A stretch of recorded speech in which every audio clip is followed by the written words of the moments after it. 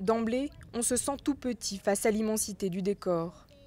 En plein cœur des gorges du Tarn, Pierre, Svetlana et leurs enfants descendent la rivière à bord d'une barque traditionnelle. Le temps d'apprécier au fil de l'eau ces falaises, hautes de 100 mètres par endroit. On a l'impression d'être un peu en dehors des routes, en dehors de tout. J'ai jamais vu un paysage comme celui-ci, comme je viens de l'étranger. Donc c'est vraiment très très impressionnant.